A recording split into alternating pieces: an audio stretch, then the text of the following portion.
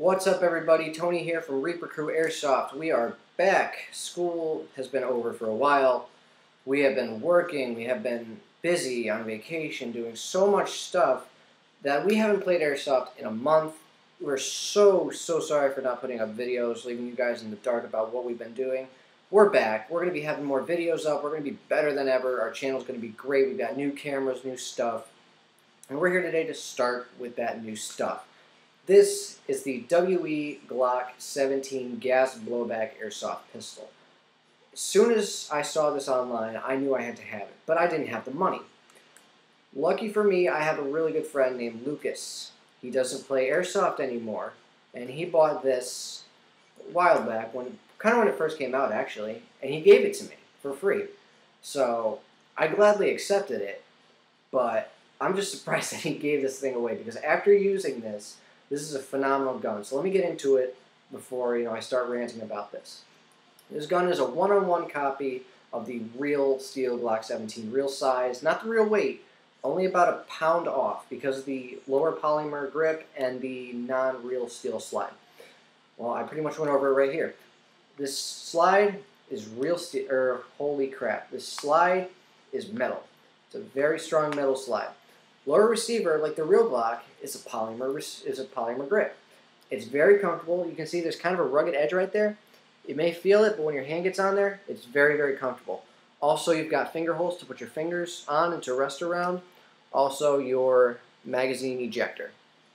On the slide, you have your slide catch and your takedown levers right here. Oh, my finger's on the other side.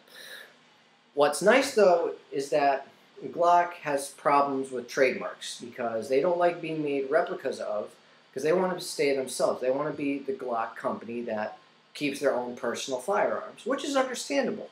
But WE did a really good job of making trademarks that don't infringe on Glock's trademarks. Let me show you. Right here on the top on the slide is a G. Now that obviously will stand for Glock, but the real Glock is a bit different. It is going to have a bigger, bulkier G. The 17 obviously shows up as a Glock 17. The tactical on the real Glock, instead of saying tactical, we'll say Austria, because Glock 17s, all Glocks, are made in Austria. Here, 9x19. 9x19 is the caliber round that the Glock 17 fires, the 9mm round. On the slide still, you've got your grip. This helps you rack the chamber a little bit quicker. Now, Glocks normally don't have safeties. However, this Glock has one. You can consider the second one a safety, which I'll show you later. The first safety is right here, right in front of the trigger. What this little thing is, it has your unique serial number, and you see a little arrow. To turn the safety on, simply push that down. When your safety's on, you can still rack the chamber. You can't pull the trigger. To take the safety off, simply put a fingernail in there, click up, and your gun's ready to fire.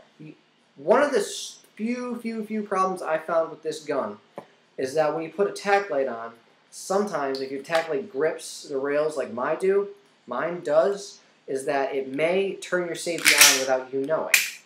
Thankfully for me, it didn't do it this time, but sometimes if you push it hard enough or too quick, it will actually take the safety with it, and, well, let's just say it's not fun when it happens. The weapon light, I got off my SIG. Actually, there's another trademark on this gun. It's the WE right here in the corner. That's supposed to be a G on the real Glock.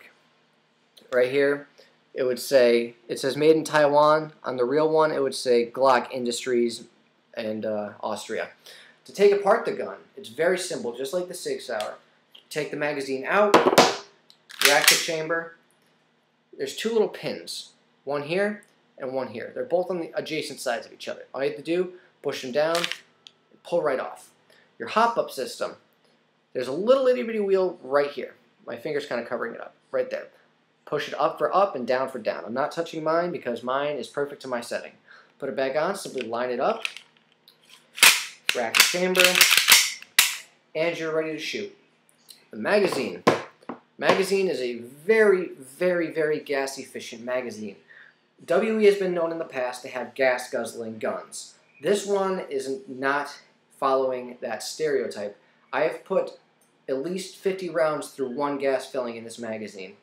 It holds 26 rounds. It's a high cap magazine, double stack, which means that there's BBs diagonally across from each other. so it gives you more ammo capacities.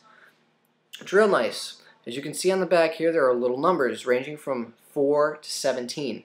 What this is modeled off the real Glock magazine of a round counter. This will count how many rounds you have left in your Glock, real ones, of course. However, this one is just for show. It doesn't show how many BBs you have in your gun. It's just for show. Be cool if it did, but it does not. This Glock is a fantastic weapon. It's a personal choice for competition shooters. The U.S. Army is thinking about switching from the Beretta M9s to these, and is a standard issue carry of multiple police departments. The Glock is a very reliable weapon, especially in airsoft. These sights on Glocks range from different sizes. You have your standard police sights, which are not civilian use, obviously. Then you have your civilian sights, which are shown on the WE Glock. The civilian sights have the U sight as your rear sight, and of course the dot front sight. I'm trying to line these up for you there. What the U sight does is it just gives you an easier target acquisition. It can help you line up your front sights to your rear sights easier, and it's actually easier to catch the target. Honestly, they're actually kind of cool. What's nice is that when I go to Cromwell and Waterbury, I have to wear that crappy yellow mask, and what sucks is that it blurs my vision, but it turns these a yellowish green, which turns into a night vision setting, which means I can easily see my targets because my M4 doesn't work anymore. These sights will make sure you can find your target quick. It'll help you, it's an easier way to find your target and stay on your target, which I found is because the U sight, if you lose your front sight, your U sight will still be able to track the target. You can actually shoot this without your front sight. It's not recommended, but you can still do it if you need to. The second safety feature, which I guess you can call safety, it's all depending on you, is the trigger. The trigger models after the real Glock 17's double action trigger. Now I know you can't see it very well, now you can, is that there's this little piece right here that's sticking up. This is the first action of the trigger. To pull the trigger properly, you must push this down into the second trigger and push it back. Without touching this first part, your trigger won't pull, as you can see. You must pull both of these pieces and able to fire the gun properly. This was the WE Glock 17.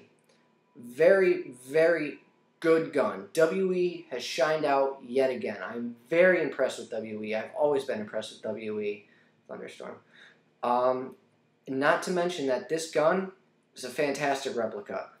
As an owner of a Glock 17 and Glock 23, I can tell you that this is as close to the real Glock as you're going to get without being, old enough or have a parent own one. The only problem is that silencers are very, very hard to come by. Personally, I wouldn't silence a Glock because, well, it's a Glock. You need to scare people. If you want to, if you pulled off the orange tip, there's threads in there. The orange tip is annoying. It's huge. You put it in your gun. I'm not going to do it again, but it looks something like this. Very big. It stands out, but your threads are on it. That's where you would put a silencer. It's like 112 millimeter or something. So if you want to put a silencer on a Glock, go ahead. I don't care.